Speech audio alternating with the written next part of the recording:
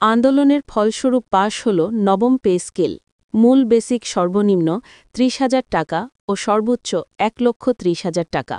ভিডিওটি শুরু করার পূর্বে আপনারা চ্যানেলটি সাবস্ক্রাইব করুন। অবশেষে কঠোর আন্দোলনের ফলে সরকারি চাকরিজীবীদের জন্য পে কমিশনের চেয়ারম্যান জাকির আহমেদ খান নবম পে স্কেল বাস্তবায়ন পাশ করলেন। যদিও এই বিষয়টি নিয়ে বিভিন্ন ধোঁয়াশা ছিল, তবে অন্তর্বর্তীকালীন সরকারের প্রবল সদিচ্ছার ফলে নবম পে স্কেল বাস্তবায়ন করতে সক্ষম হয়েছে পে কমিশন। ইতিমধ্যেই পে কমিশনের চেয়ারম্যান জাকির আহমেদ খান মূল বেসিক সর্বনিম্ন ও সর্বোচ্চ আকারে তালিকা প্রকাশ করেছে। তবে ২০১৫ সালের অষ্টম পে স্কেলে মাত্র ৮,২৫০ টাকা দেওয়া হলেও ২০২৫ সালের নবম পে স্কেলে ৩ গুণের অধিক বেতন বৃদ্ধির নতুন সিদ্ধান্ত গ্রহণ করেছে পে কমিশন।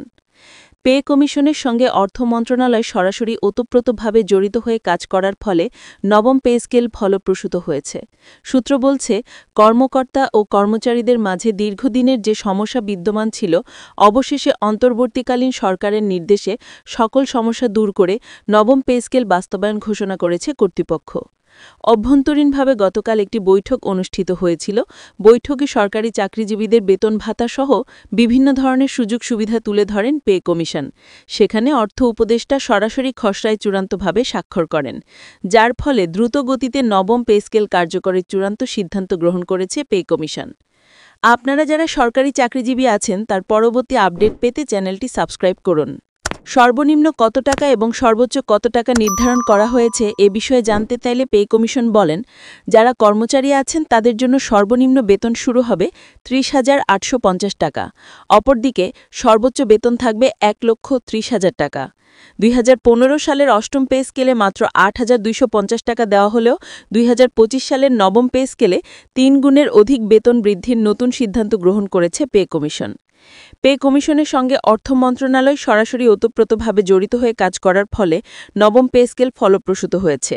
সূত্র বলছে, কর্মকর্তা ও কর্মচারীদের মাঝে দীর্ঘদিনের যে সমস্যা বিদ্যমান ছিল, অবশেষে অন্তর্বর্তীকালীন সরকারের নির্দেশে সকল সমস্যা দূর করে নবম পে স্কেল বাস্তবায়ন ঘোষণা করেছে কর্তৃপক্ষ।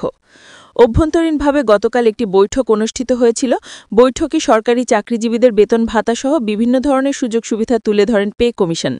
সেখানে অর্থ উপদেষ্টা সরাসরি খসড়ায় চূড়ান্তভাবে স্বাক্ষর করেন, যার ফলে দ্রুতগতিতে নবম পে স্কেল কার্যকরের চূড়ান্ত সিদ্ধান্ত গ্রহণ করেছে পে কমিশন। চ্যানেলটি সাবস্ক্রাইব করে ভিডিওটি কন্টিনিউ করুন। আগামী ৫ ডিসেম্বর সরকারি কর্মচারীরা কঠোরতম আন্দোলনের হুঁশিয়ারি দিয়েছিলেন। এই আন্দোলন সরকারি চাকরিজীবীদের পরবর্তী জীবনে ব্যাপক উন্নয়ন সাধন করবে বলে মন্তব্য করেন কর্মচারী সংগঠনের নেতারা।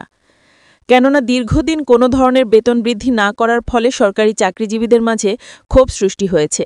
তাই তারা আন্দোলনের মাধ্যমে তাদের দাবি পূরণ করবেন। যেহেতু অন্তর্বর্তীকালীন সরকারের প্রধান উপদেষ্টা নিজেই নবম পে স্কেল বাস্তবায়ন করার প্রতিশ্রুতি দিয়েছেন এবং তিনি পে কমিশন গঠন করেছেন, তাই শতভাগ নিশ্চিত যে এই সরকারের আমলেই গেজেট প্রকাশ করা হবে। অর্থ মন্ত্রণালয় থেকে বেশ কয়েকটি তথ্য প্রধান উপদেষ্টার কার্যালয়ে প্রেরণ করা হয়েছে। এর মধ্যে থাকছে বাজেট সংশোধন।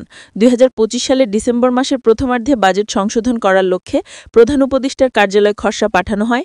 সেখানে বলা হয়েছে, কর্মচারীদের সর্বনিম্ন বেতন ৩০,৮৫০ টাকা বৃদ্ধি করতে হলে অবশ্যই বাজেট সংশোধন করতে হবে। তাই এই বাজেট সংশোধন করার মাধ্যমে সরকারি চাকরিজীবীদের আর্থিক সমস্যার সমাধান ঘটবে। সংশ্লিষ্ট মহল জানিয়েছে, এবারে নবম পে স্কেল এমনভাবে তৈরি করা হচ্ছে যেখানে কোনোভাবেই বৈষম্য লক্ষ্য করা যাবে না। কেননা বৈষম্য থাকলে কর্মচারীদের মাঝে আবারও হতাশাজনক পরিস্থিতি তৈরি হবে।